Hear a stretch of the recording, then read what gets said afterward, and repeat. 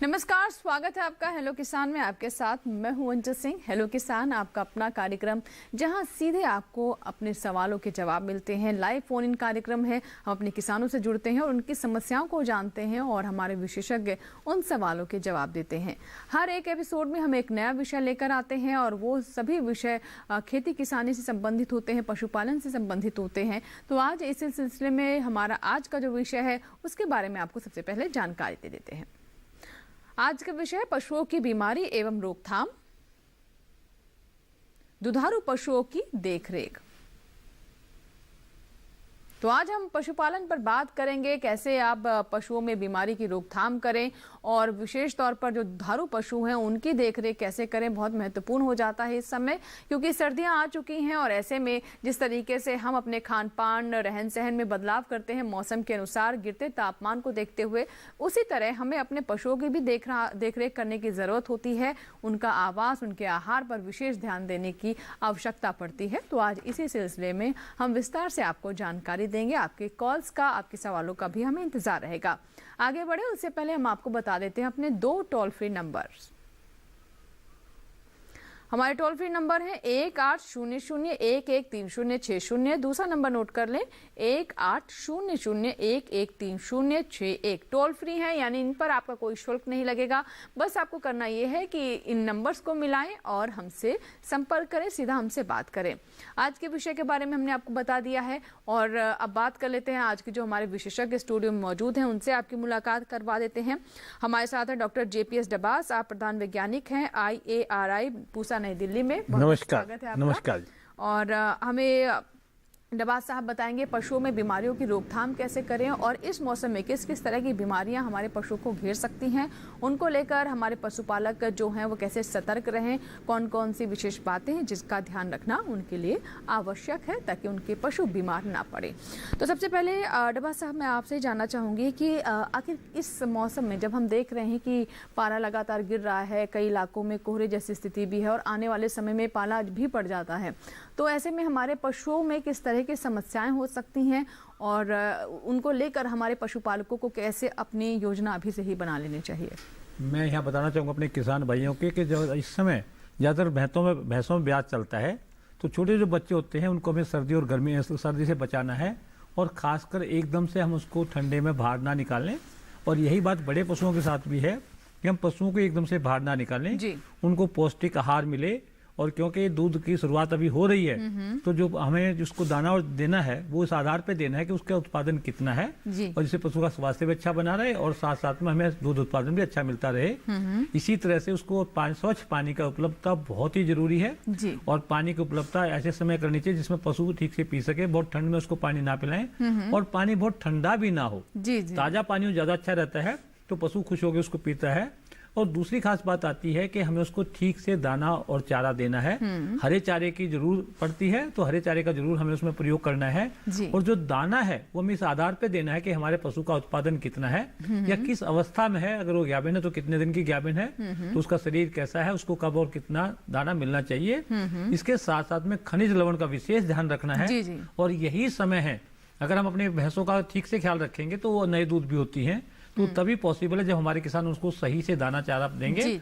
और साथ साथ में इस बात का ध्यान रखें कि जैसे उसमें कोई गर्मी के चिन्ह दिखाई दें तो उसको ठीक समय से उसको डायग्नोज करके और डॉक्टर के पास लेके जाएं और इनसे AI करवाएं, जिससे कि आपको ठीक से अगला दूध भी हो जाए और आप आपके पशुओं का स्वास्थ्य अच्छा बना। तो जैसे कि आपने बताया कि जो भैंस पालन से जुड़े हुए हमारे पशुपालक हैं उनके लिए ये समय बहुत महत्वपूर्ण है और ब्यात का समय है और ऐसे में जो उनकी भैंस हैं उनका आहार बहुत ज़रूरी है, पोषक तत्व उन्हें भरपूर मिलते रहें। और अगर आहार अच्छे से मिलेगा, का आवाज़ ठीक रहेगा, तो जाहिर सी बात है कि जो बीमारी होने की आशंका है वो भी घट जाती है और हमारे किसानों को, हमारे पशुपालकों को जो नुकसान होने की आशंका बनी रहती है पशुओं के स्वास्थ्य को लेकर, वो भी नहीं होगा।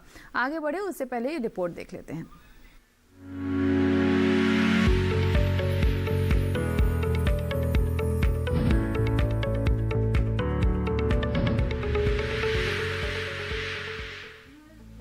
पशुओं को किसान का धन माना जाता है। ऐसे में पशु स्वास्थ्य काफी जरूरी है।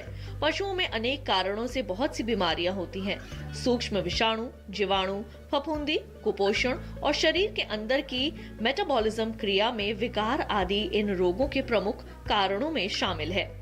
इन बीमारियों में से कई बीमारियां जानलेवा हैं और कई बीमारियां पशु के दूध उत्पादन पर असर डालती हैं।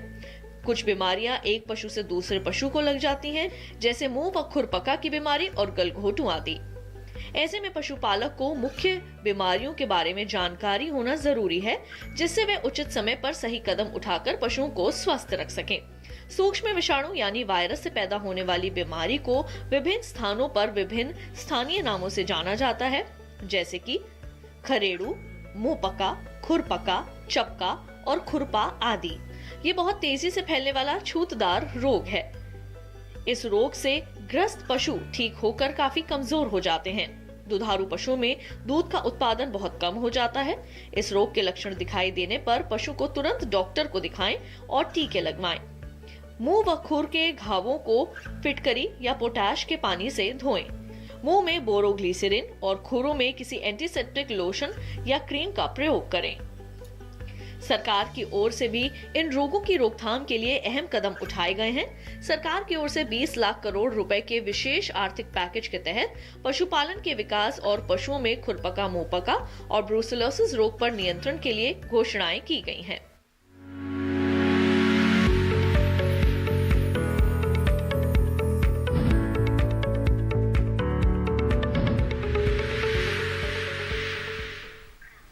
तो ये तो अभी हमने रिपोर्ट देखी किस तरह की बीमारियां हो सकती हैं हमारे पशुओं में, और इनको लेकर सरकार की तरफ से भी मदद की जाती है किसानों को, पशुपालकों को, कि टीका समय पर लगता रहे पशुओं को और ऐसी समस्याएं ना हो। हमारा दूसरा विषय है दुधारू पशुओं की देखरेख, और इस पर बातचीत के लिए हमारे साथ जुड़ रहे हैं डॉक्टर RS सुखानंद, जो कि डायरेक्टर हैं लाला लाजपत राय पशु चिकित्सा एवं पशु विज्ञान विश्वविद्यालय हिसार में। बहुत बहुत स्वागत है डॉक्टर साहब आपका हमारे कार्यक्रम में। जैसा कि हमने बताया कि हमारा नमस्कार किसान भाइयों जी, हमारा दूसरा विषय है दुधारू पशुओं की देखरेख। तो ऐसे में इस समय किस तरीके से वो देखरेख करें ताकि जो प्रोडक्शन है, जो दूध की मात्रा है वो भी अच्छी रहे और जो गुणवत्ता है वो भी बनी रहे और हमारे जो पशु हैं वो भी स्वस्थ रहें, खास तौर पर दुधारू पशुओं के संदर्भ में। किसान भाइयों,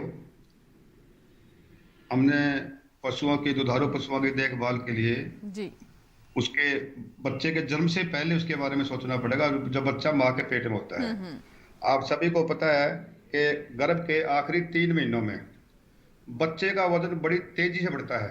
बिल्कुल। और वो बहुत ज्यादा खुराक माँ से लेता है बच्चा, और अगर उसका ध्यान रखते तो माँ कई बार कमजोर हो जाती है, उसका वजन कम हो जाता है, जिससे उसके ब्याने के बाद में दूध में बढ़ोतरी नहीं होती और किसान को काफी आर्थिक नुकसान होना पड़ता है। इसलिए गर्भ के समय में कम से कम 1-1.5 किलो राशन तो उस बच्चे का नाम का भी दो पशु को, जो बच्चा माँ के पेट में विकसित हो रहा है, ताकि माँ की सेहत ठीक ठाक बनी रहे, उसका वजन पूरा रहे। जी। तो उसके बाद और 7 महीने पहले एक पेट के कीड़ों की दवाई पशु को जरूर दे दें माँ को, क्योंकि पेट के कीड़े माँ के द्वारा ही बच्चे के अंदर चले जाते हैं।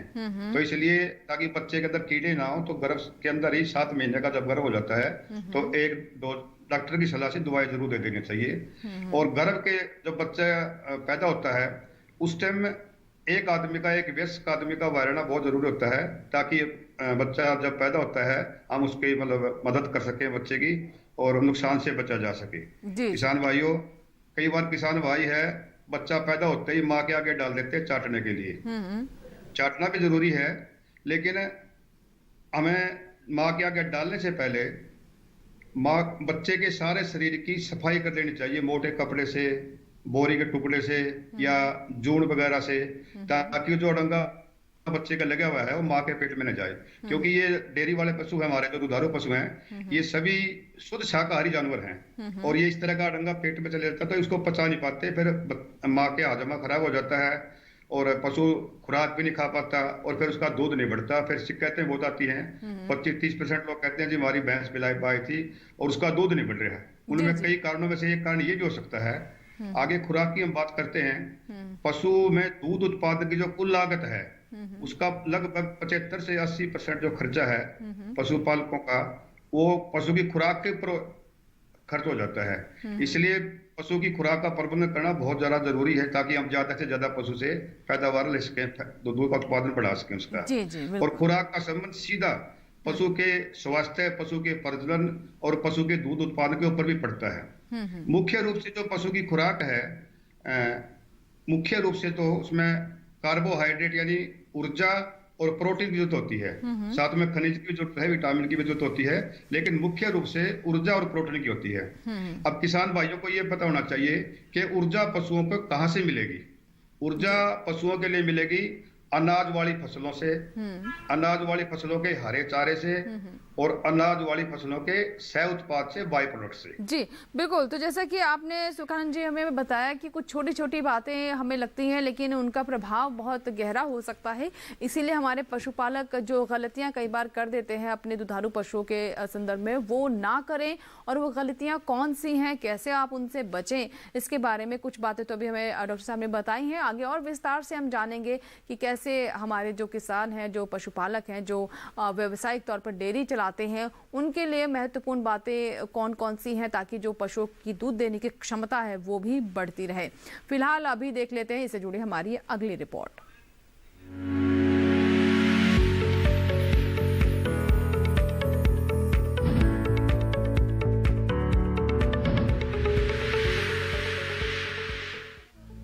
पशुपालकों के लिए ये मौसम बहुत ही सावधानी बरतने वाला है। ठंड शुरू हो चुकी है, ऐसे में हमें दुधारू पशुओं की खास देखरेख करने की जरूरत है। पशु अगर ठंड की चपेट में आ गए तो इसका असर उनके स्वास्थ्य पर पड़ता है। जरा सी भी लापरवाही दुधारू पशुओं के दूध उत्पादन क्षमता पर असर डाल सकती है। पशुपालक पशुओं के रहने के स्थान को व्यवस्थित रखें। पशुओं के लिए जूट के बोरे को उपयोग कर सकते हैं, जिससे पशुओं को गर्माहट मिले और ठंड दूर रहे। पशुपालक ज्वार या बाजरे की टांट बांधकर हवा और सर्दी से बचाव कर सकते हैं। इस बात का ध्यान रखें कि पशुशाला किसी नमी वाली जगह न हो और धूप बराबर पशुओं को मिलती रहे। खुले में पशुओं को धूप में ही बांधें। इसके साथ ही पशुओं के रहने वाली जगह पर सफाई रखें। पशुओं के गोबर और मूत्र निकासी की भी उचित व्यवस्था रखें, जिससे उन्हें सूखी और साफ सुथरी जगह मिले। पशु को हमेशा ताजा पानी ही पिलाएं और इस बात का ध्यान रखें कि पानी न ज्यादा ठंडा हो और न ज्यादा गर्म। अगर खान पान की बात करें तो पशुओं को हरा चारा खिलाने से पहले थोड़ा सा सूखा चारा जरूर खिलाएं। आप सूखा चारा हरे चारे में मिलाकर भी पशुओं को दे सकते हैं। सर्दियों में सामान्य तापमान बनाए रखने के लिए पशुओं को रात को भी सूखा चारा खिला सकते हैं। पशुओं को लगभग 50 से 60 ग्राम तक नमक जरूर खिलाएं, जिससे उनमें खनिज पदार्थ की कमी न होगी और दूध उत्पादन अच्छा मिलेगा।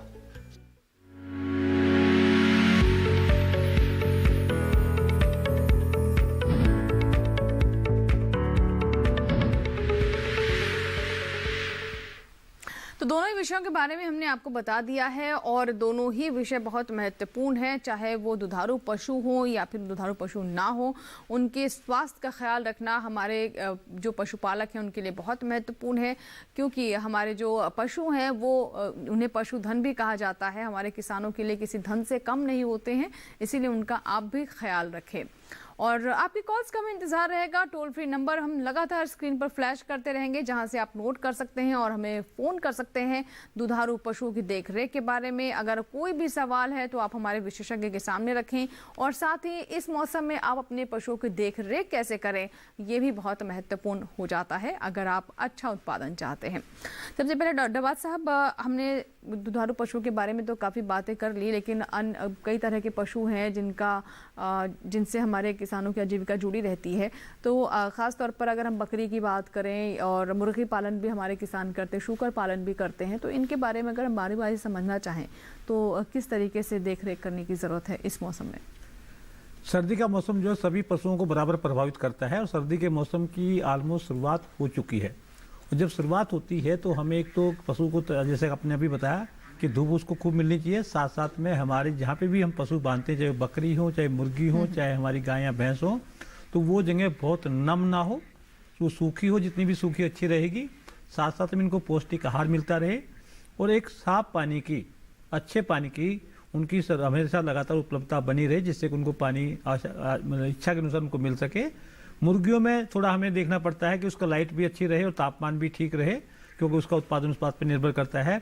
और इनका जो चारा दाना होता है वो जैसे कि डॉक्टर साहब ने अभी आपको बताया कि कुछ ऊर्जा की बात आती है, कुछ प्रोटीन की बात आती है, और साथ साथ में खनिज लवण का प्रयोग सभी चीजों में होना बहुत जरूरी है।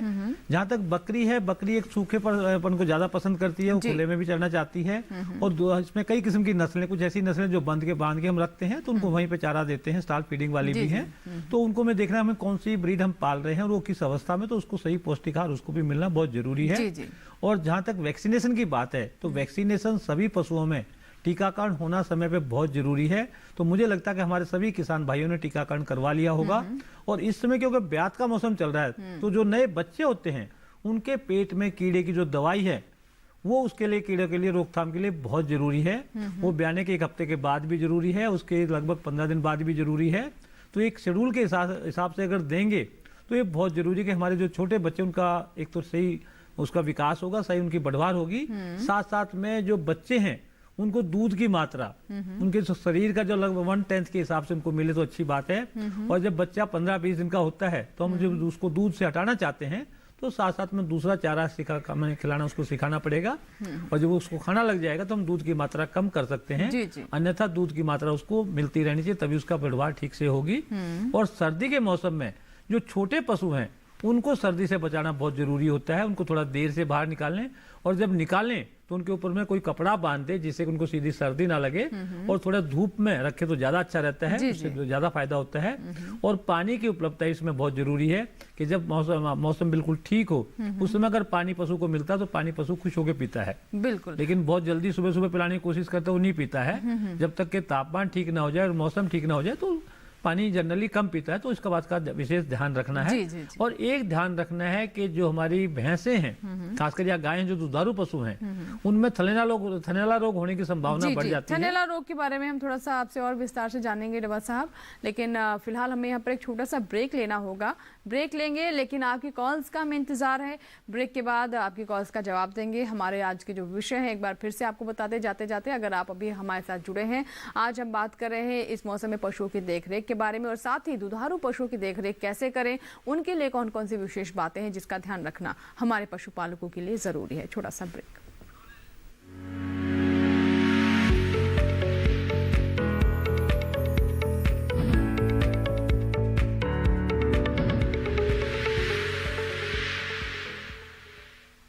अरे भाई, सुना नहीं क्या? केसीसी ने किसानों का जिंदगी बदल दिया है। देश के छोटे किसान 1,60,000 रुपये तक का कर्ज बिना किसी गारंटी को ले पाएंगे। ब्याज खोरों से भी पीछा छुटा। मैं तो जैविक खेती का पूरा सामान मंगा लिया, केसीसी का भी कोई दबाव नहीं है।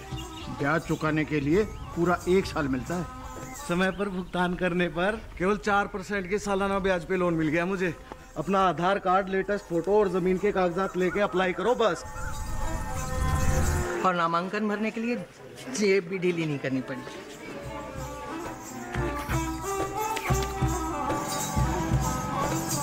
चाचा, उधार चुकाने के 24 घंटे के बाद उतने ही पैसे वापस निकाल सकते हैं। केसीसी ने किसानों की जिंदगी वाकई बदल दी है। तो आप भी किसान क्रेडिट कार्ड अपनाएं और सहजता से ऋण पाएं।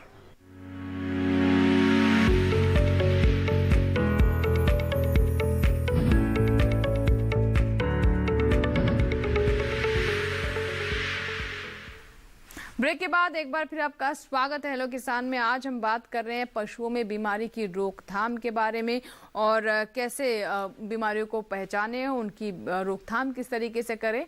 इसके साथ ही हमारा जो दूसरा विषय है उस पर भी हम चर्चा कर रहे हैं, आपकी कॉल्स ले रहे हैं। हमारा दूसरा विषय है दुधारू पशुओं में किस तरीके से खास ध्यान रखने की ज़रूरत है, कैसे आप उनकी दूध की मात्रा बढ़ा सकते हैं, और मौसम को लेकर कौन सी विशेष बातें हैं जिनका आप शुरुआत से ही अगर उन पर ध्यान दें तो आपको अच्छे परिणाम मिल सकते हैं।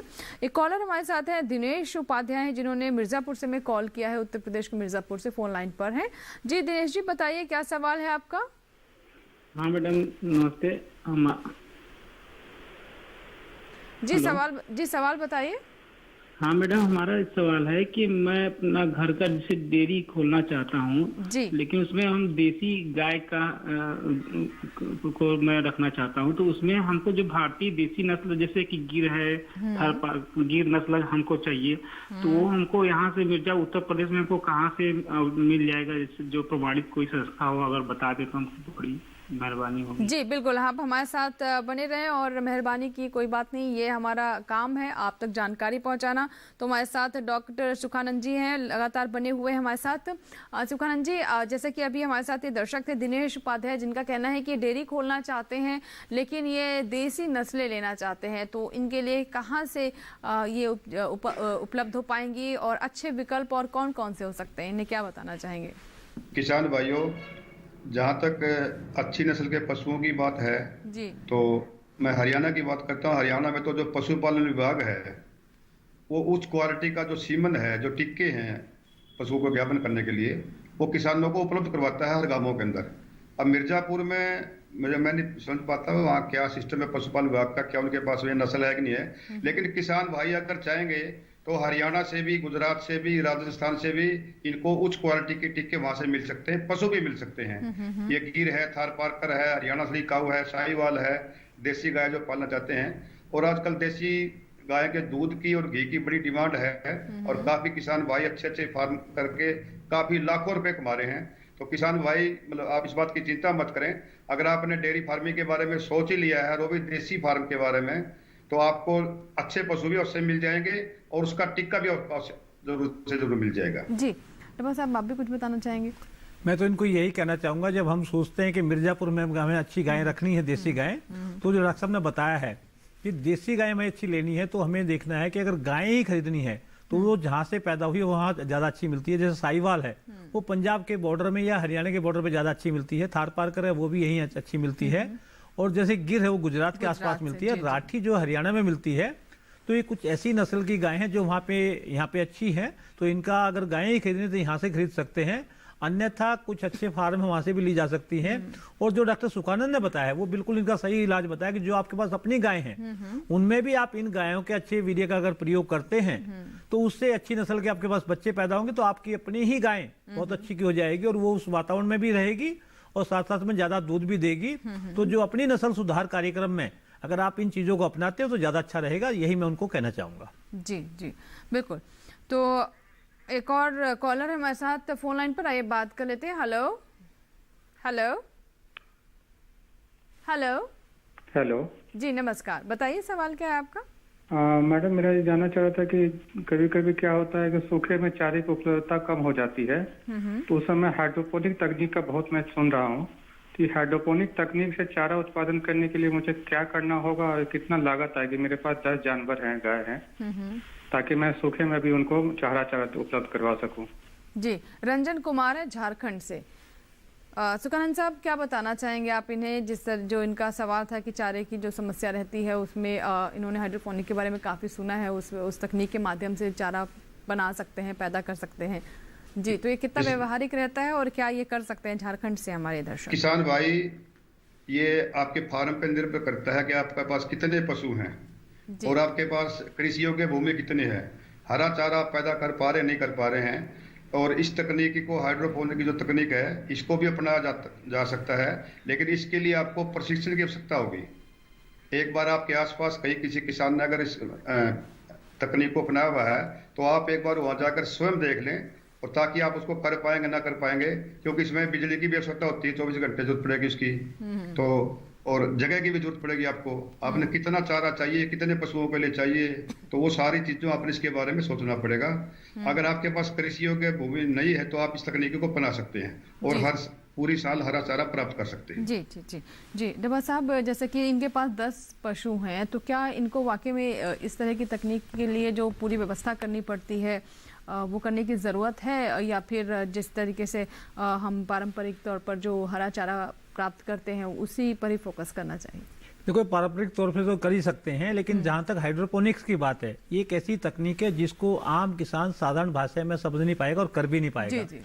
उसको करने के लिए, जैसे डॉक्टर साहब ने बताया, प्रशिक्षण बहुत जरूरी है, और प्रशिक्षण के साथ साथ हाइड्रोपोनिक्स की जब हम बात करते हैं तो कंट्रोल कंडीशन में जहाँ पे हमें तापमान को भी नियंत्रित करना है, जहाँ पे हमें नमी को भी नियंत्रित करना है, और साथ साथ में एक सैनिटेशन अच्छा हाइजीनिक बनाना है कि उसमें कोई फंगस ना डेवलप हो, कोई दूसरा माइक्रोब डेवलप ना जो नुकसान कर सके। तो उस तापमान में ये चीज़ पैदा हो सकती है, उसके लिए पूरी स्ट्रक्चर जो है कंट्रोल होगी, यानी कि बंद स्ट्रक्चर होगी, और साथ साथ में एक आदर्श तापमान बनाना पड़ेगा, और साथ साथ में एक ह्यूमिडिटी मेंटेन करनी पड़ेगी। और ये सब काम करने के लिए या तो आपको बिजली की आवश्यकता पड़ेगी या आपको सोलर एनर्जी की आवश्यकता पड़ेगी, और साथ साथ में एक कंट्रोल स्ट्रक्चर बनाना पड़ेगा जो या तो आप खुद बनाए या कहीं बाहर से खरीदे, जिसकी कीमत काफी अच्छी खासी होती है।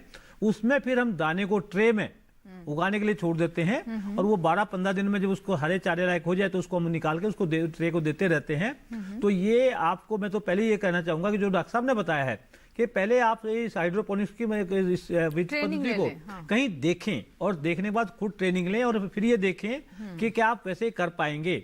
अगर नहीं कर पाएंगे तो आपको पूरी ट्रेनिंग अच्छी तरह जाने समझें, और उसके बाद में स्ट्रक्चर बनाएंगे। स्ट्रक्चर बनेगी इसमें या तो बाहर परचेज होगी या स्ट्रक्चर बनानी पड़ेगी, क्योंकि सब कुछ कंट्रोल होगा। इसमें तापमान भी नियंत्रित रहेगा, ह्यूमिडिटी भी नियंत्रित रहेगी, और साथ साथ में उसमें ज्वार या मक्का या हम बाजरा, इन सब को उसमें हम प्रयोग कर सकते हैं, और उसका हरा चारा बना के हम पशुओं को खिला सकते हैं। ये भी देखना होगा कि 10 पशुओं के हिसाब से लागत कितनी, पहले छोटे स्केल पर शुरू करें। जब इनको लगे कि वो फायदेमंद है तो उसको फिर बड़ा कर सकते हैं। शुरुआत में ही 10 पशुओं की मैं इनको नहीं कहना चाहूंगा, मैं ये कहना चाहूंगा पहले आप देखें इसको, ये तकनीक क्या है, क्योंकि तकनीक जो है बिल्कुल नई है, ये आम आदमी नहीं जानता है, किसान भी नहीं जानता है, तो उसके बारे में जानना बहुत जरूरी है। जी बिल्कुल। और चलिए अब आपको बताते हैं 3 नए कृषि कानूनों के बारे में। सरकार का लगातार यही प्रयास है कि हमारे किसानों का जीवन बेहतर हो, उन्हें अपनी उपज का सही भाव मिले, पारदर्शिता आए बाजार में, और किसान अपने मन माफिक अपने जगहों पर अपने मन के मुताबिक अपनी उपज को बेच सके, किसी तरह की पाबंदी उस पर ना हो। तो किस तरीके से ये नए कानून हमारे किसानों के जीवन में बदलाव ला सकते हैं, आइए देखते हैं ये रिपोर्ट।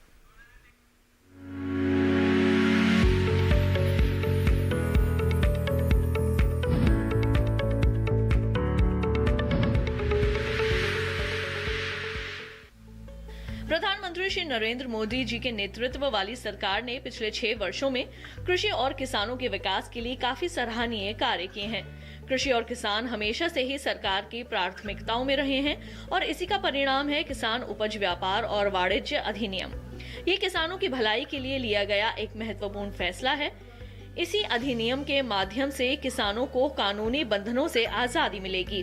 किसान उपज व्यापार और वाणिज्य संवर्धन और सरलीकरण अधिनियम के जरिए एक इकोसिस्टम तैयार होगा। इससे न सिर्फ किसानों को अपनी पसंद के अनुसार उपज को बेचने और खरीदने की आजादी मिली है, बल्कि वैकल्पिक व्यापार चैनल उपलब्ध होने से किसानों को लाभकारी मूल्य मिलेंगे और अंतर्राज्यीय व राज्य में व्यापार सरल होगा। किसान उपज व्यापार और वाणिज्य अधिनियम में किसानों के हितों की रक्षा के लिए पर्याप्त व्यवस्था का प्रावधान है। भुगतान सुनिश्चित करने के लिए प्रावधान है कि देय भुगतान राशि के उल्लेख सहित डिलीवरी रसीद उसी दिन किसानों को दी जाए। ये अधिनियम मूल्य के संबंध में व्यापारियों के साथ बातचीत करने के लिए किसानों को सशक्त बनाएगा।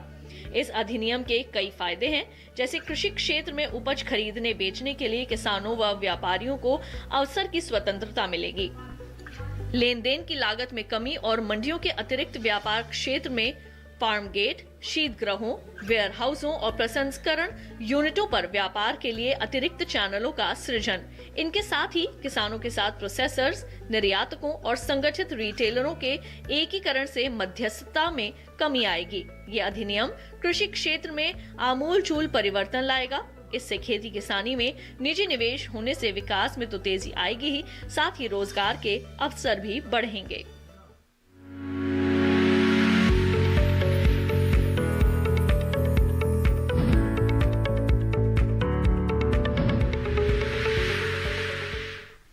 हमारे साथ एक दर्शक जुड़ चुके हैं, मालक दास जी हैं, जिन्होंने दिल्ली से हमें फोन किया है। आइए बात कर लेते हैं। जी बताइए, सवाल क्या है आपका? सवाल बताएं।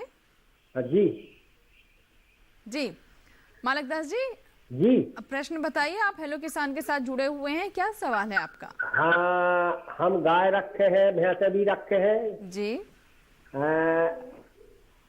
गाय भैंसे रखे हैं। बहुत अच्छी बात है। हमारा नाम है बालक दास कुर्मी जी।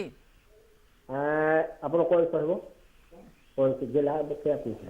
जी सब जिला सागर राही तहसील। जी बालक दास जी, सवाल क्या है आपका? हाँ, हमें गाय भैंसों को पालन और दूध के उत्पाद बताओ सुरक्षित रहने का। अच्छा, गाय भी पाली हुई है आपने, भैंस भी पाली हुई है, और अब आप जानना चाहते हैं कि उनके दूध की मात्रा कैसे बढ़ाई जाए, यही सवाल है आपका? बात हाँ, स्वस्थ रहना चाहिए जी। अच्छा, उनका स्वास्थ्य भी अच्छा रहे, ठीक है। सुखानंद जी हमारे साथ हैं और इनका कहना है कि इन्होंने गाय भैंस दोनों पाली हुई हैं, वो स्वस्थ रहें और दूध की मात्रा भी बढ़े, क्या करें? मेरा किसान भाई को सुझाव है कि अगर आपके पास जमीन कम भी है तो जैसे पीछे एक सवाल था हाइड्रोपोनिक का, तो एक हमारे पास तकनीक है जो बिल्कुल सरल तकनीक है और पूरी दुनिया में उसको अडॉप्ट किया जा रहा है। वो है हरे चारे का अचार बनाना। कम जमीन वाले किसान भी हरे चारे का अचार बना सकते हैं। और हमारे उत्तर भारत में जैसे गेहूं की कटाई के बाद में धान की रुपाई से पहले 2.5-3 महीने का हमारे पास समय होता है। उस टाइम खाली जमीन होती है, उसमें हम ज्वार, मक्का, बाजरा इत्यादि लगा के बिजाई कर सकते हैं और उसका अचार बना के रख सकते हैं। सुखानंद जी, जो आप पूरी साल तक खिला सकते हैं पशु को। जी, जो अचार आप कह रहे हैं, मतलब ये साइलेज के बारे में आप बता रहे हैं? हाँ, साइलेज के बारे में जी। तो साइलेज बना सकते हैं उसका, और फिर हम पूरी साल तक उसको खिला सकते हैं जितनी जरूरत होगी उसके हिसाब से जी। और बहुत सरल तकनीक है ये, बहुत थोड़ी जगह में बहुत सारा मतलब हरा चारा इकट्ठा कर सकते क्या हैं। हमें मोटे तौर पर आप इसकी विधि बता सकेंगे, जब हमारे बालकनाथ जी जो दर्शक थे वो भी सुन रहे हैं तो? किसान भाई, चारे का साइलेज बनाने के लिए, अचार बनाने के लिए केवल अनाज वाली फसलों का चारा ही प्रयोग किया जाता है, क्योंकि इसमें कार्बोहाइड्रेट की मात्रा ज्यादा होती है। इसका अच्छा अचार बन जाता है। जैसे ज्वार है, बाजरा है, मक्का है, जई है, इनसे हम अचार बना सकते हैं। और जब अलग अलग फसलों की अलग अलग स्टेज होती है जिस टाइम उसको काटा जाता है अचार बनाने के लिए, आमतौर पर जैसे अगर हमने जई का अचार बनाना कि अब जई की फसल आएगी, तो जब उसके ऊपर दाने बन जाते हैं, दानों में दूध बन जाता है, और ये कह लो आप 20-25 मार्च के आसपास उसकी हम कटाई कर लें और ये देख लें कटाई करने के बाद में उसमें नमी की मात्रा ज्यादा नहीं है। एक छोटा सा बंडल लेके हाथ में लेकर उसको निचोड़ दें, ऐसे घुमाएं, पानी नहीं निकलना चाहिए उसके अंदर से। उसको काट के गड्ढे में दबा देते हैं। और इसमें सावधानी ये है कि गड्ढे में दबाएंगे तो हवा बीच में बिल्कुल नहीं रहनी चाहिए और नमी वाली जगह पर ये गड्ढा नहीं होना चाहिए। साफ मौसम में साइलेज का अचार बनाना चाहिए, मतलब ताकि नमी की वजह से अचार हमारा खराब ना हो जाए। तो इसको हम 2.5 महीने तक उसके अंदर बंद रखेंगे, उसके बाद आवश्यकता अनुसार निकाल के खिलाते रहेंगे जब तक वो खत्म नहीं होता। उसको पूरी साल तक दे सकते हैं, कोई लिमिट नहीं है, कितने पशुओं के लिए बना लो आप, थोड़ी सी जगह में बहुत ज्यादा आपका अचार आ जाएगा। और एक फायदा ये भी है कि आपकी जो फसल है, चारे की जो फसल है, उसकी कटाई एक बार में हो जाती है सारी की, और खेत अगली फसल के लिए तुरंत खाली हो जाता है। जी जी बिल्कुल। तो जैसा कि आपने बताया कि साइलेज बनाया जा सकता है और लंबे समय तक इसका इस्तेमाल भी किया जा सकता है जिस वक्त हरे चारे की उपलब्धता ना हो, और जो गुण है उसके वो पूरे हरे चारे वाले ही हमारे पशुओं को मिल सकेंगे साइलेज के माध्यम से। इसी के साथ ही वक्त हो गया एक छोटे से ब्रेक का, कहीं मत जाइएगा। ब्रेक के बाद भी हेलो किसान जारी रहेगा। आपकी कॉल्स का हमें इंतजार है। अगर आपके अभी सवाल कुछ बाकी हैं और जिन्हें हम अभी तक चर्चा में शामिल नहीं कर पाए हैं तो आप ज़रूर हमें फ़ोन करें। बात कर रहे हैं कि कैसे पशुओं में बीमारियों की रोकथाम करें और दुधारू पशुओं की विशेष तौर पर इस समय किस तरह की देखभाल की जरूरत है ताकि उनके दूध की मात्रा बढ़े और वो स्वस्थ रहें। छोटा सा ब्रेक।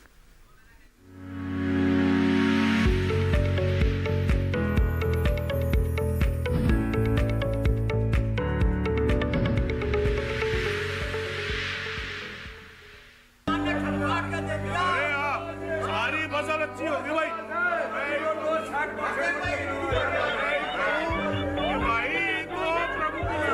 और अब एक जरूरी सूचना, देश के कुछ राज्यों में किसानों द्वारा बड़े पैमाने पर पराली जलाने से आसमान में धुंध छा गई है। लाखों लोगों को सांस लेने में तकलीफ हो रही है।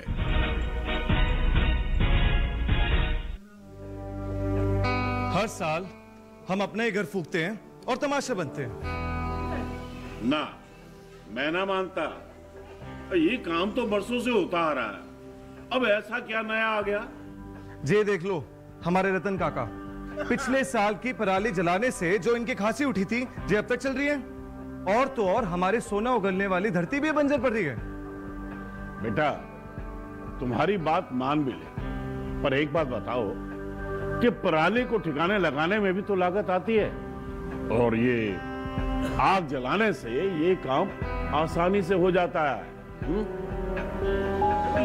काका ये बात ना रही, हम कह रहे हैं, देखो मेरे पास कुछ मशीनों की तस्वीरें भी हैं, मैं तुम्हें दिखाता हूं। ये देखो, ये है हैप्पी सीडर, ये है मल्चर, ये है जीरो टिल ड्रिल, ये है स्ट्रॉ चॉपर, ये है रिवर्सिबल मोल्ड बोर्ड प्लॉ, और ये है रोटावेटर।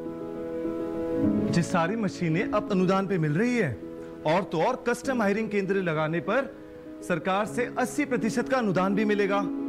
और यह संकल्प हमारे प्रधानमंत्री जी का है कि अब पराली कोई न जलाए और आधुनिक मशीनों का इस्तेमाल कर पराली खेत में मिलाए और मिट्टी की गुणवत्ता को बढ़ाए।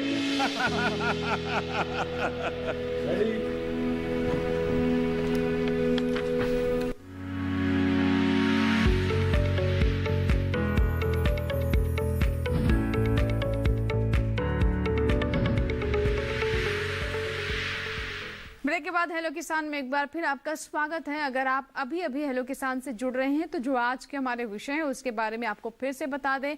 आज हम बात कर रहे हैं पशुओं की बीमारी एवं रोकथाम के बारे में, और साथ ही दुधारू पशुओं की देखरेख कैसे करें। मौसम बदल रहा है और बदलते मौसम के साथ पशुओं को भी विशेष देखभाल की जरूरत होती है। उनके दूध की मात्रा बढ़ती रहे, उसमें कमी ना आए, और साथ ही हमारे पशु स्वस्थ रहें, उन्हें कोई बीमारी न लगे। इन बातों का ध्यान रखना बहुत आवश्यक हो जाता है ताकि हमारे पशुपालकों को किसी तरह का नुकसान ना हो। अगर आपके कोई प्रश्न है तो आप हमारे टोल फ्री नंबर्स पर कॉल कर सकते हैं। 2 नंबर हैं आपके लिए, इन पर आपका कोई शुल्क नहीं लगेगा। नंबर हम लगातार स्क्रीन पर फ्लैश कर रहे हैं, जहां से आप नोट करें और अपने प्रश्न हमें बताएं। एक कॉलर है जयप्रकाश हैं, जिन्होंने हमें फोन किया है, ये बात कर लेते हैं। जी बताइए जयप्रकाश जी, क्या सवाल है आपका? उत्तर प्रदेश के मऊ से हमारे साथ फोन लाइन पर हैं। जी जी जी सवाल बताइए।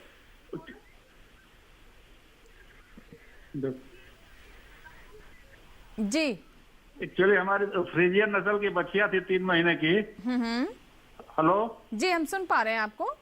हमारे फ्रीजियन नस्ल की बच्ची थी 3 महीने की, उसको तो लूज मोशन हुआ, डॉक्टर साहब इंजेक्शन लगा दिए 3 ठोप, दोनों आंख से अंधी हो गई। दोनों आंख से अंधी हो गई? जी जी सुखानंद जी हमारे साथ हैं। सुखानंद जी, जैसे कि इन्होंने बताया 3 महीने की बच्चिया है, उसको जो समस्या हुई उसका जो उपचार किया गया, अब क्या वो गलती हो गई या फिर ऐसी समस्या में क्या किया जाए? इसमें किसान भाई ऐसे तो बताना बड़ा मुश्किल है कि डॉक्टर साहब ने किस चीज का इंजेक्शन लगाया है, कब लगाया है, उसकी समस्या क्या थी, दवाई कौन सी लगाई गई उसके, इस चीज का तो कोई पता नहीं हो सकता कैसे हुआ है। लेकिन ये है कि ये जो HF नस्ल के जो छोटे बच्चे हैं, बछड़े बछड़ियां जो हैं, इनमें चिचड़ियों की वजह से भी बीमारी आ जाती है, तो इनका चिचड़ी का इलाज पक्का करना चाहिए। इनके जो खास HF नस्ल है, इनमें चिचड़ी बिल्कुल नहीं रहनी चाहिए, उससे भी इनके बच्चों की मौत हो जाती है। अब ये तो एक विषय है कि डॉक्टर साहब ने क्या लगाया है, तो वो उसके बारे में तो वही बता सकते हैं कि क्या हुआ उस टाइम पे। जी, तो क्या सलाह देंगे कि एक बार जो पशु चिकित्सक है उससे फिर से संपर्क करें, जो आंख की समस्या हुई है उसके बारे में? आम तौर पर किसान भाई जो पशु सहायक हैं और कई जो झोला छाप डॉक्टर भी काफी गांवों में घूमते रहते हैं। अब वो किस डॉक्टर ने उसको दवाई दी है, मैं इनको सलाह दूंगा कि जो सरकारी पशु चिकित्सक है एक बार उससे जरूर संपर्क कर ले। अपने आसपास के गांव के पास में कई ब्लॉक के अंदर है, कई सब डिवीजन के अंदर है, तो उसे संपर्क जरूर कर ले एक बार। जी जी डबा साहब, जैसे कि हम दुधारू पशुओं की बात कर रहे हैं, तो देख रेख के बारे में आपने बताया कि आने वाले समय में भी ठंड और होगी, पारा और नीचे गिरेगा, तो ऐसे में उनके आवास को लेकर आप क्या सलाह देना चाहेंगे, क्या करना चाहिए? देखो, आवास बिल्कुल सूखा रहना चाहिए, और या तो बिछोने का प्रबंध करें या ऐसा प्रबंध करें कि आपका जो आवास जहाँ पे पशु हम बांधते हैं तो वहाँ पे एक तो जितने भी ठंडी हवा आने के रास्ते उनको रोक देना चाहिए, लेकिन कुछ हवा अंदर आनी भी चाहिए क्योंकि पशुओं को हवा की आवश्यकता होती है। कुछ वेंटिलेटर हमें रखना है, लेकिन जो सीधी हवा आती है, जो पशु को सीधी लगती है, उस ठंडी हवा को हमें जरूर रोक देना चाहिए।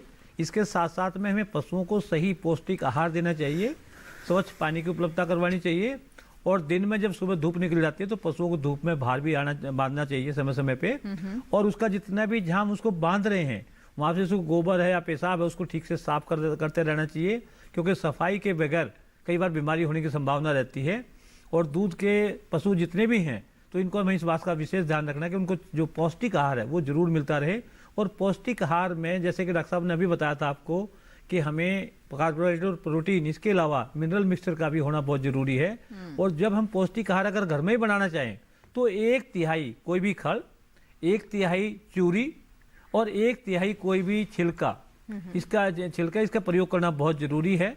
और इसका जब हम प्रयोग करते हैं इसके बाद में हम बाकी मिनरल मिक्सचर डाल के ये पौष्टिक आहार अपने घर पे ही बना सकते हैं और पशुओं को दे सकते हैं। पौष्टिक आहार में जितने हम ज्यादा अनाजों का प्रयोग करेंगे उतना ज्यादा बेटर है, क्योंकि अनाज जब हम ज्यादा प्रयोग करते हैं तो उसमें अलग अलग चीजें, इसमें अलग अलग पोषक तत्व अलग अलग होते हैं। तो पशुओं को जो पौष्टिक पोषक तत्वों का जो संतुलन है वो अच्छा बन पाएगा। तो उनको सही से देना बहुत जरूरी है। जो हमें पशु आहार देना है, कितना देना है, वो डिपेंड करता है कि हमारा पशु कितना दूध दे रहा है। जी जी। 1 किलो तो हमें उसकी मेंटेनेंस के लिए रखना है और 5 किलो के बाद में हर 2-2.5 किलो या 2 किलो पे 1 किलो एक्स्ट्रा देना है, जिससे कि हमारा पशु जितना भी दूध दे रहा है उसको ठीक से उसको पशु आहार मिलता रहे और उसका शरीर जो है उतना कमजोर ना पड़े। अगर पशु ज्ञाबन हो जाती है, गाय या भैंस, तो उसके आधार पर उसकी मात्रा और बढ़ा देनी चाहिए जी। तो जिससे कि जो बच्चा पैदा हो मतलब उसके लिए भी पशु को काफी मात्रा में रहे और एक अच्छे पानी का उपलब्धता बनी रहे। और साथ साथ में मेरे ख्याल में अधिकतर पशु पालकों ने अपना ये वैक्सीनेशन करवा लिया होगा। वैक्सीनेशन का विशेष ध्यान रखें और अगर कोई पशु बीमार होता है तो उनको बाकी पशुओं से अलग कर दें, जिससे कि दूसरे पशुओं में उसका रोग ना लगे। और जितने भी छोटे बच्चे कटले कटिया हैं उनमें जो वैक्सीनेशन का शेड्यूल है और जो डॉक्टर ने अभी बताया था चिचड़ी हो जाती है, ये कीड़े बिल्कुल भी ना होने दें, चाहे एक्टोपैरासाइट हो एंडोपैरासाइट हो। इनका जो रोकथाम है वो जरूर करनी है। तो जो एंडो वाले हैं उनके लिए तो आपको वैक्सीन वो अपने दवाई पिलाते ही रहेंगे। और कुछ दवाई ऐसी जो पानी में डाल के उसको पशु के ऊपर बाहर लगा देते हैं तो ये चिचड़ी वगैरह खत्म हो जाती है। लेकिन ये जितनी भी दवाई है जहरीली है, इनको लगाने का सही तरीका, सही समय और उसके बाद में पशु को नहलाना, खासकर जब बाहर दवाई लगाते हो बहुत जरूरी है। और पशु उस समय चाटे ना, क्योंकि ये उसको नुकसान पहुंचा सकते हैं। तो इन बातों का कुछ खास ध्यान रखेंगे तो हमारे पशुपालकों का पशु भी ठीक रहेंगे, साथ साथ में उनको अच्छा उत्पादन भी मिलेगा। तो इस बात का विशेष ध्यान देने की आवश्यकता है। कॉलर है, बात कर लेते हैं उनसे। हेलो हेलो हेलो हेलो जी, टीकाराम जी सुन पा रहे हैं आप मुझे? हाँ जी जी, बताइए प्रश्न क्या है आपका? अरे हमारी समस्या है, हम फ्रिजियन गाय पाले हैं। हेलो जी जी, आगे बताइए। हाँ तो उनके क्या है, थन में सूजन आती है। ठीक है, थन में सूजन आती है। डबा साहब, आप थनैला रोग के बारे में भी चर्चा कर रहे थे, हमारी बात उस वक्त पूरी नहीं हो पाई थी। और ये जो हमारे दर्शक है टीकाराम जी मध्य प्रदेश से हैं, इनके गाय के थन में सूजन है, तो ये क्या वजह हो सकती है? और साथ ही थनैला रोग के बारे में बताएं। मैं टीकाराम जी को यही कहना चाहूंगा कि आप अपने किसी पशु चिकित्सक को थन जरूर दिखाएं। इसमें थनैला रोग होने की संभावना लग रही है, जो आप बता रहे जैसे बता रहे हैं उसको थनैला रोग होने की संभावना लग रही है। और एक मैस्टिप आती है, उसमें भी आप अगर दूध डालते हैं तो उससे जो उसका रंग बदलता है उससे मैच करेंगे तो आपको पता लग जाएगा आपके पशु में थनैला रोग है या नहीं और कितना है। और बाकी पशुओं में थनैला रोग ना फैले उसके लिए विशेष बात का ये ध्यान रखना है कि जब भी आप पशु का दूध निकालें, दूध निकालते समय पशु के जो थन है उसको बिल्कुल साफ पानी से अच्छी तरह धोएं और उसको साफ सुथरा रखें, उसको बिल्कुल साफ रखें। और दूध निकालने के लगभग आधे घंटे तक पशु को बैठने ना दें, क्योंकि अगर पशु बैठता तो उस समय जो थन का जो छिद्र खुला होता है और नीचे अगर बैठता है तो उसमें कोई भी फंगल इन्फेक्शन होने की संभावना रहती है जो थनैला रोग पैदा करते हैं। तो इसका विशेष ध्यान रखना है। इस काम के लिए आप क्या कर सकते हैं कि दूध निकालने के बाद आप अपने पशु को कोई भी चाट वगैरह डालें जिससे कि पशु उसको चाव से अपना दाना खाता रहे और वो खड़ा रहे और बैठे ना। तो इस बात का विशेष ध्यान रखना है। और थनैला रोग के लिए आप एक अच्छे चिकित्सक को अपने थन को जरूर दिखाएं, उसके बाद ही उसका कोई इलाज शुरू करें। अपने आप उसका इलाज शुरू ना करें, नहीं तो इसमें थन जाने की संभावना बनी रहती है। तो पशु चिकित्सक का कोई भी आप वहां उससे मिले और उसको मिलने के उसका परामर्श करें और जो भी परामर्श दे उसके पालन करें। जी जी बिल्कुल। और चलिए इसी के साथ ही हम एक और छोटे से ब्रेक ले रुकेंगे, कार्यक्रम के अंतिम पड़ाव में हैं और हमारा प्रयास अभी भी यही है कि आपकी कॉल्स हम ज़्यादा से ज़्यादा लें, उनका जवाब दें। अगर आपने अभी फ़ोन हमें नहीं लगाया है तो इस ब्रेक के बाद ज़रूर हमें संपर्क करें। एक छोटा सा ब्रेक, देखते रहें हेलो किसान।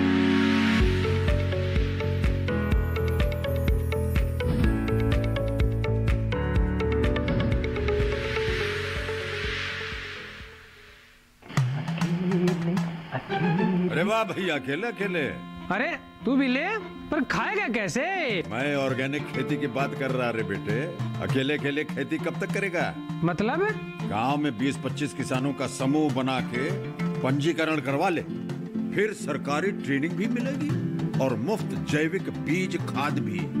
फिर बीजीएस ऑर्गेनिक की सरकारी मोहर के साथ तेरी उपज आकर्षक पैक में पहुंचेगी बड़े बाजार तक। अच्छा? हाँ। अरे भाई कहाँ चल दिया? सबको साथ लाने, आमदनी बढ़ाने। तो किसान भाई समझ गए ना? साथ मिलकर ऑर्गेनिक खेती कीजिए, अपनी परंपरा को आगे बढ़ाइए, ज्यादा मुनाफा कमाइए। माटी से प्रेम की परंपरा है परंपरागत खेती।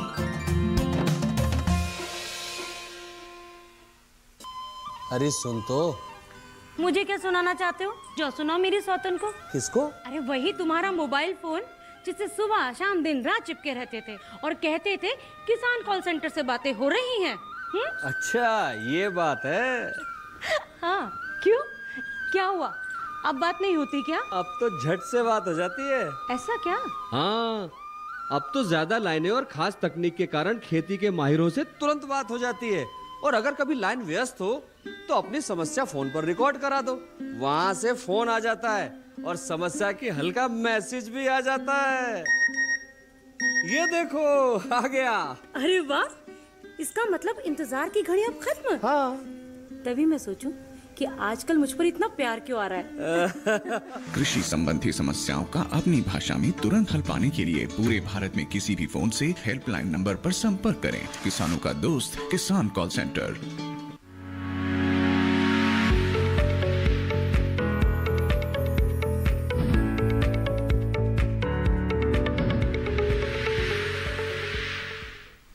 ब्रेक के बाद एक बार फिर आपका स्वागत है हेलो किसान में। आज हम बात कर रहे हैं पशुओं की बीमारी एवं रोकथाम की, और साथ ही हमारा दूसरा विषय दुधारू पशुओं की देखरेख।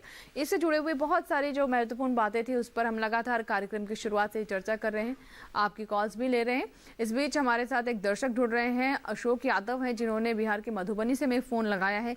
जी अशोक जी बताइए, सवाल क्या है आपका? आपकी कॉल्स भी ले रहे हैं। इस बीच हमारे साथ एक दर्शक जुड़ रहे हैं, अशोक यादव हैं, जिन्होंने बिहार के मधुबनी। अशोक जी हम आपसे निवेदन करना चाहेंगे, आप अपनी बात रखें, उससे पहले टेलीविजन की आवाज कम कर दें आप। अशोक जी जी हम आपसे निवेदन करना चाहेंगे, जी अपनी बात रखें, उससे पहले टेलीविजन की आवाज कम कर दें आप। जी जी जी जी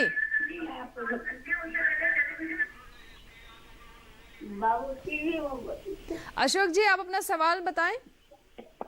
मैम एक भैंस है, वो 5 महीने का पाल खाया हुआ है। जी हेलो। जी बताएं। 5 महीने का पाल खाया हुआ है, उनको गलथर निकलता है। मैं डॉक्टर साहब से बात करना चाह रहा था, उसी बारे में कुछ पूछना चाह रहा था। जी हमारे साथ सुखानंद साहब हैं। डॉक्टर साहब क्या बताना चाहेंगे इनके सवाल को? हम जी आप अपना प्रश्न फिर से दोहराइए। एक भैंस है, वो भैंस को गलथर निकलता है, 5 महीने का पाल खाया हुआ है। ये डॉक्टर दबास इसका सही जवाब दे सकते हैं। जी क्या खाया? क्वेश्चन नहीं समझ पा रहा इनका मैं। क्या खाया पता नहीं क्या बोल। अशोक जी एक बार फिर से सवाल बताइए। आपकी गाय क्या 5 महीने गाभिन है? क्या सवाल है आपका? मैम भैंस है, 5 महीने का पाल खाया हुआ है, गाभिन है, उनको ना गलथर निकलता है। बलगम निकलता है? जी गलथर निकलता है, गलथर। मैं इनका सवाल नहीं समझ पा रहे, इसलिए ये आप जो बता रहे हैं एक्चुअली हर जगह की अपनी एक भाषा बोली रहती है, तो थोड़ा जी बैठता है ना, तो उनको गलथर कहता है, वो निकल जाता है। क्या उसके क्या चीज है इसके बारे में थोड़ा सा आप हमें आसान भाषा में बताइए जिसे हम समझ सके।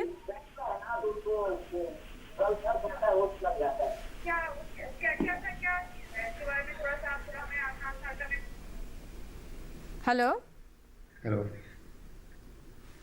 आप हमें सुन पा रहे हैं अशोक जी? चलिए हमें शायद आवाज नहीं पहुंच पा रही, लेकिन शायद अपनी बोली में कुछ बता रहे थे कि 5 महीने की भैंस उनकी गाभिन है। और नहीं, उनका ये समझ नहीं पाए क्या रीजन हो सकता है। एक तो कई बार ये आपने कहा ना एक प्रोलेप्स हो जाता है, तो उसके कारण हो सकता है, लेकिन उसके लिए उसमें मिनरल मिक्सचर या डॉक्टर को दिखाएं तो ज़्यादा अच्छी बात रहेगी। बाकी इनका सवाल ठीक से समझ नहीं पाए, इसलिए उसको ठीक से जवाब देना मुश्किल है। जी जी। अगर इसमें ऐसे है, अगर किसान भाई की भैंस फूल दिखाती है जी, अगर किसान भाई की भैंस फूल दिखाती है तो उसके लिए एक तो ये करें कि भैंस का जो पिछला हिस्सा है बैठती है जहां पर, वो थोड़ा सा ऊंचा कर दें और उसको कैल्शियम दे साथ में और खनिज मिश्रण लगातार खिलाएं, उसकी ये समस्या दूर हो जाएगी अपने आप। जी जी, हो सकता है यही समस्या हो, लेकिन जैसे कि हमने बताया कि कई बार किसान अपने क्षेत्र की बोली में जो प्रश्न होते हैं वो समझाते हैं, तो कुछ ऐसी चीज़ें होती हैं जो कि कई बार समझना मुश्किल हो जाता है। लेकिन जैसा कि हमें सुखानंद जी ने बताया कि जो आशंका लग रही है वो यही कि उनकी भैंस 5 महीने गाभिन है और हो सकता है कि जो ब्लीडिंग एक बार कई बार पशुओं को फूल निकालती है, फूल निकालने अलग चीज है, ब्लीडिंग अलग। अच्छा, फूल निकालने वाली समस्या, तो वो थोड़ी ऊंचाई जगह पर जो है गर्भाशय से बाहर निकल आता है उसका। जी जी जी, हो सकता है ये समस्या हो। तो अशोक जी, आप इन बातों का ध्यान रखें और बेहतर यही रहेगा कि किसी चिकित्सक से, पशु चिकित्सक जो है उससे आप संपर्क करें। और अब डबा साहब आपसे समझना चाहेंगे, जैसा कि आपने कुछ बातें तो बताई, लेकिन इस मौसम को लेकर के भी आने वाले समय में जैसा कि हम जानते हैं कि पाले जैसी स्थिति भी बन जाती है और पानी भी काफ़ी ठंडा रहता है और हम अपना बचाव तो कर लेते हैं, लेकिन पशुओं की गर्माहट के लिए क्या हमारे जो पशुपालक है कुछ कर सकते हैं? एक तो पशुशाला जो है आपकी, मैंने पहले बताया, हवा का उसमें आवागमन सीधा ना हो, हवा का आवागमन को रोके जैसे ठंडी हवा सीधी ना जाए। दूसरा, पशुशाला को बंद रखें जिससे हवा थोड़ा बहुत वेंटिलेशन ही रहे, ज्यादा ना हो। तीसरी बात ये कि पशुओं को थोड़ा देर से बाहर निकालें, जब तापमान कम हो जाता है, जब तापमान बढ़ जाए तभी बाहर निकालें। चौथी बात ये कि हमें पानी की कोशिश करनी चाहिए कि हमें ताजा पानी मिल जाए, जिससे कि ज्यादा ठंडा पानी ना हो, क्योंकि अगर ठंडा पानी होगा तो पशु ठीक से पानी पिएगा नहीं, और जब पानी पिएगा नहीं तो पशु को लाभ नहीं मिलेगा। तीसरी बात ये कि उसको सही से चारा मिलना बहुत जरूरी है कि वो पौष्टिक आहार मिलता रहे। जी, जी, जी। और उसके सही समय पे सही देखभाल, और उसका जो नीचे का फर्श है जहाँ पे वो बैठता है पशु, वो सूखा रहे, गीला ना हो, और हमें उसमें कोई भी बिछावन का प्रयोग कर सकते हैं। जी, विपिन हमारे साथ एक दर्शक हैं जिन्होंने हमें कॉल लगाया है लखनऊ से। विपिन जी, सवाल बताइए।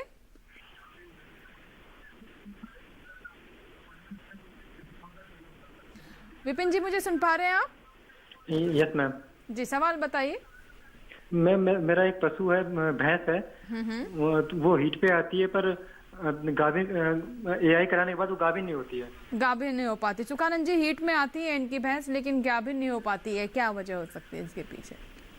डॉक्टर डबास ने बताया, जो खनिज मिश्रण है पशुओं के लिए, ये एक रामबाण है। ये अगर हम लगातार पशुओं का खनिज मिश्रण 50-60 ग्राम खनिज मिश्रण देते रहें, उससे न केवल उसका स्वास्थ्य बढ़ेगा, बल्कि ये जो गर्भ से संबंधित गर्मी में न आना, बार बार गर्मी में आना, फूल दिखाने की समस्या, जैसे किसान भाई पीछे बोल रहे थे, हमने समझ में नहीं आ रहा हमारे को, तो वो इस तरह की सारी समस्याएं दूर हो जाएंगी। अपने पशुओं को खनिज मिश्रण लगातार देते रहें, और एक बार पशु चिकित्सालय में जाकर अपनी भैंस को चेक भी जरूर करवा लें कि उसके गर्भाशय में कोई समस्या तो नहीं है। जी जी जी, सुखानंद जी, आपने हमारे बहुत सारे दर्शकों के सवालों के जवाब दिए। आप हमारे साथ पूरे कार्यक्रम में जुड़े रहें, समय निकाला आपने, आपका बहुत बहुत धन्यवाद। और डबास जी हमारे साथ लगातार बने हुए हैं, वो भी हमें बहुत महत्वपूर्ण जानकारियां दे रहे हैं। अभी भी अपने दर्शकों से कहेंगे कि अगर आपके कोई सवाल है तो आप हमें कॉल कर सकते हैं। आप हमारे नंबर्स पर कॉल करें, भले ही थोड़ा सा समय बाकी है, लेकिन आपके सवालों के जवाब देने का हम पूरा प्रयास करेंगे। अंत में आप हमारे दर्शकों को क्या सलाह देना चाहेंगे? मैं अपने दर्शकों को यही कहना चाहूंगा कि क्योंकि सर्दी का मौसम जल्दी से इस बार जल्दी शुरू हो रहा है, तो जल्दी से हमें सावधानी लेने की आवश्यकता है, और हमें पशुओं को ठीक से मैनेज करना है कि उनका जो घर रहन सहन है उसको देखना है, सही खान पान हो, और पशु को हम बीमार होने से बचाएं, क्योंकि अगर बीमार हो जाता है उसमें खर्चा भी होता है, साथ साथ में उत्पादन भी कम हो जाता है, और पशु जो है काफी वीक भी हो जाता है और कमजोर भी हो जाता है। और यही समय जब भैंस ज्ञापन होती हैं, तो इस समय उनको जितना पौष्टिक आहार दोगे, जितना अच्छा आहार दोगे, उतना अच्छा रहेगा, जिससे कि उनको सही आहार मिलेगा। मिनरल मिक्सचर की हमने बात करी ली है, मिनरल मिक्सचर का होना बहुत ही जरूरी है। 50 से 60 ग्राम प्रति पशु मिनरल मिक्सचर मिलना ही मिलना चाहिए। इसके साथ साथ में हरा चारा अधिक से अधिक मिले, क्योंकि बरसीम की शुरुआत हो जाएगी, जई की आ जाएगी, और सरसों का भी हम कुछ लोग प्रयोग करते हैं, तो इसका प्रयोग अवश्य करें। इसके साथ साथ में जो बकरी पालक हैं उनको मैं यही कहना चाहूँगा कि वो उनको अभी एक सूखा मेंटेन रखें, सही खान पान दें और सही पानी की व्यवस्था करें, और जहाँ तक हमारे मुर्गी पालक हैं उनके लिए, क्योंकि ये मौसम ऐसा होता है इस समय अंडे की मांग भी बढ़ जाती है और साथ साथ में ब्रॉयलर की मांग भी बढ़ जाती है। तो मांग बढ़ने से उनको भी एक तो पौष्टिक आहार देना है, पानी का सही प्रबंध रखना है, रोशनी का प्रबंध ठीक रखना है, और जब भी नए चूजे ले आए तो उनके अंदर उनका जो वैक्सीनेशन होना है वो बहुत जरूरी है, क्योंकि वैक्सीनेशन होने से आपकी बीमारी आती नहीं है, और बीमारी आती तो ज्यादा दिक्कत करती है। और अगर कोई पशु बीमार हो भी जाए तो उस पशु को अलग करना, स्वस्थ पशुओं से अलग करना बहुत जरूरी है, जिससे कि बाकी पशुओं में बीमारी ना फैले। और पशु पालक को जब भी पशु में कोई समस्या दिखाई दे तो किसी पशु चिकित्सक की सलाह ले और अपने समय पे उनका सही इलाज करवाए, जिससे कि पशुओं को नुकसान ना हो और ज्यादा फायदा हो। और अच्छे किस्म के वीर्य का प्रयोग करे, जिससे कि उसका अच्छी नस्ल का बच्चा पैदा हो।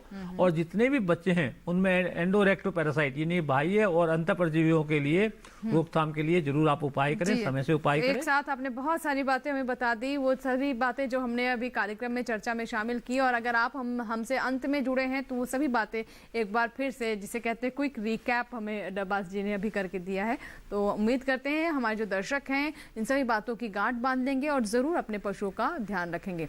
बहुत बहुत धन्यवाद हमारे कार्यक्रम में आने के लिए और हमारे दर्शकों को इतनी महत्वपूर्ण जानकारी देने के लिए। बहुत बहुत धन्यवाद डब्बास। आपका भी बहुत बहुत धन्यवाद हमें इसे मौका देने के लिए और हमारे पशुपालकों से बात करने के लिए। जी, और इसी के साथ ही आज के हेलो किसान में फिलहाल इतना ही। लेकिन अगर आप चाहें तो आप हमसे संपर्क कर सकते हैं। हमसे संपर्क करने का तरीका बहुत आसान है और हम अलग अलग तरीकों से आपसे संपर्क कर सकते हैं, आप हमसे संपर्क कर सकते हैं।